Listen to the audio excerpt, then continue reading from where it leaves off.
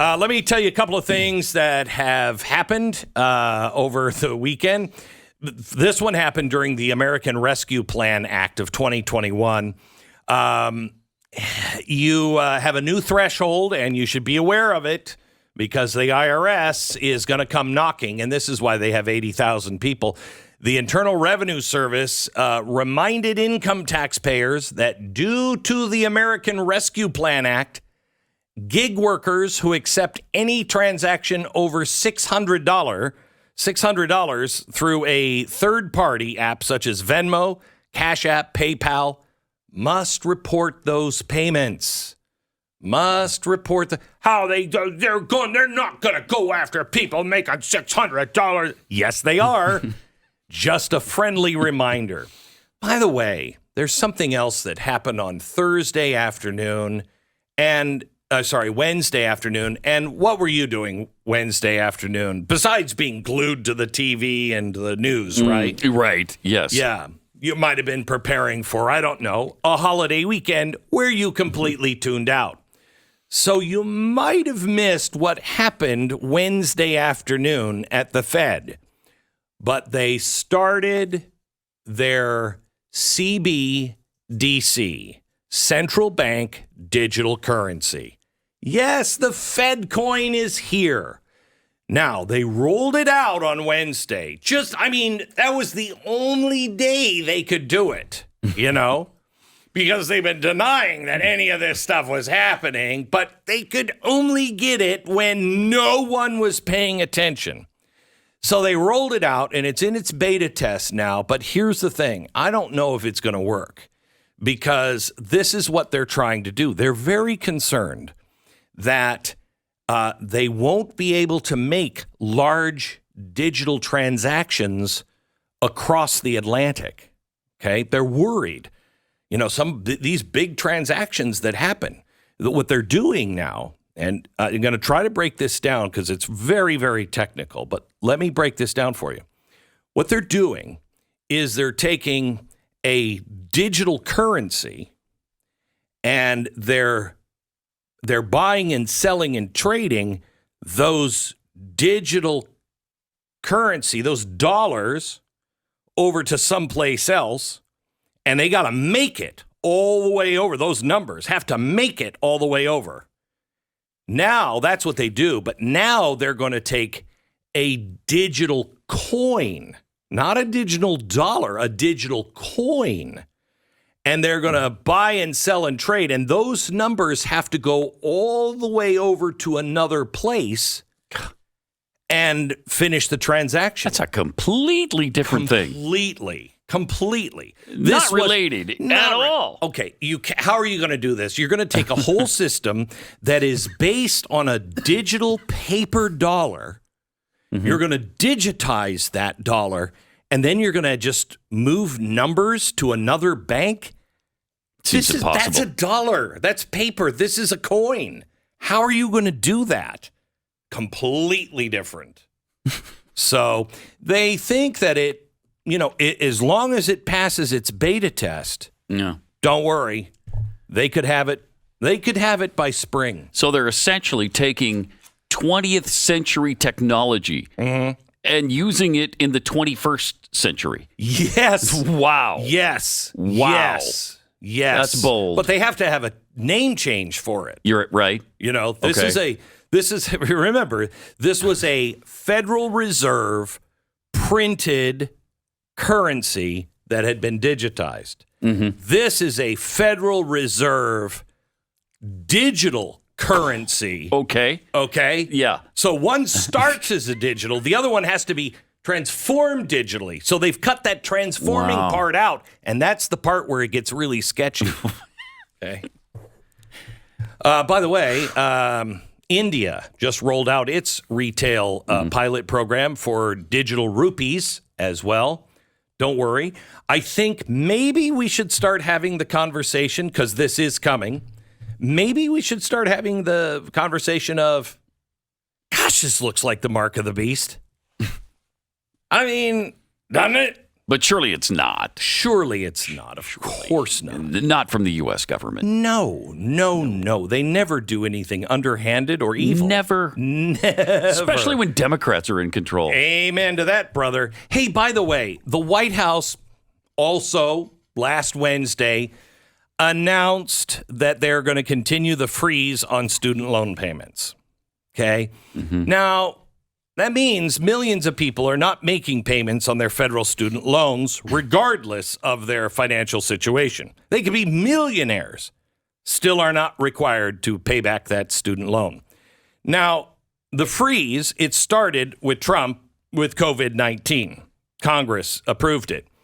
And it was supposed to expire 2 years ago, but it's been continually renewed by Congress. So it's been extended only 8 times. It has now cost you $155 billion per year.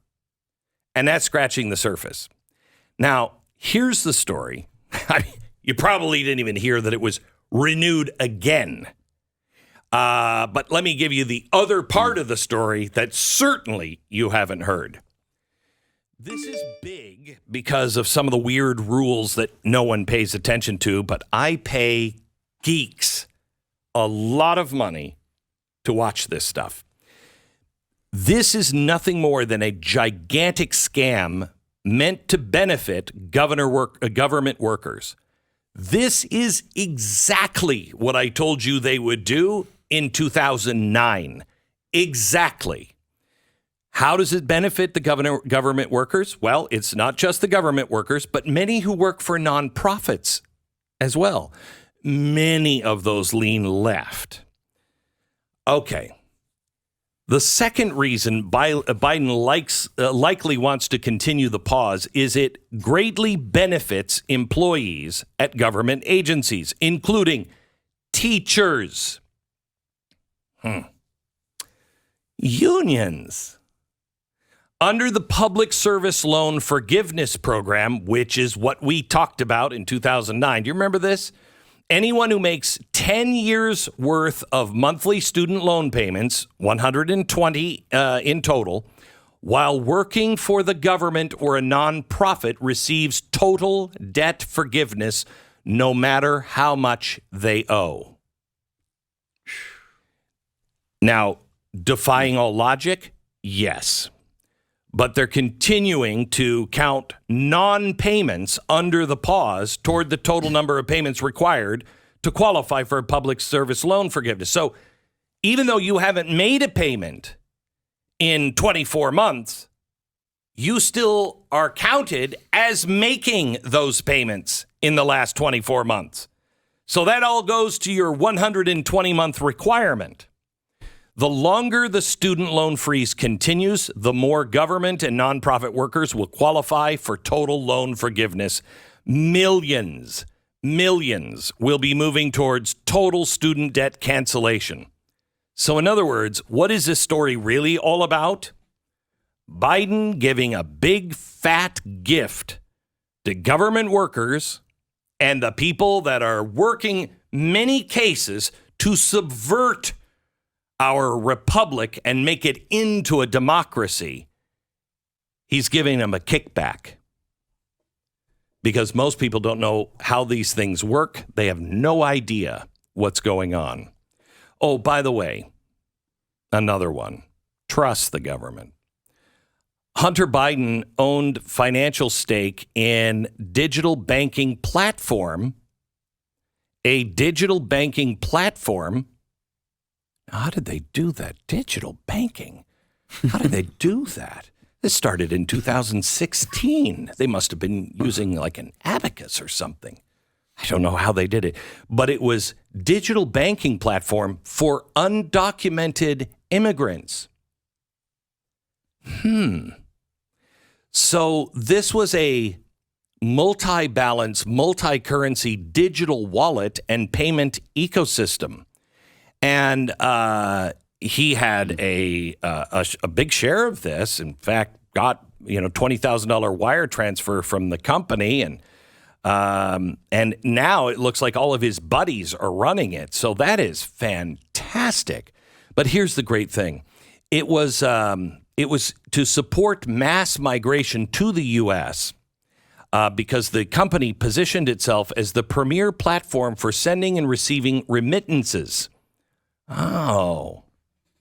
Over $150 billion of remittances happen every year in the U.S. alone. And here's what the digital bank said. Labor moves around the globe, and when workers move, so does their money. The global nature of labor often makes it difficult for somebody to have a bank account in the country where they're employed. Really? This is why ePlata allows you to transaction in a currency of your choice without limits across geographic borders. Is there any reason money transfers should be more expensive because one person lives in a different country? We don't think so. With ePlata, simple, secure, and inexpensive international transactions are now in the palm of your hand. Now that's great. Now I don't know the difference between that platform, which is sending boatloads of digital currency to another country, and let's say Bitcoin.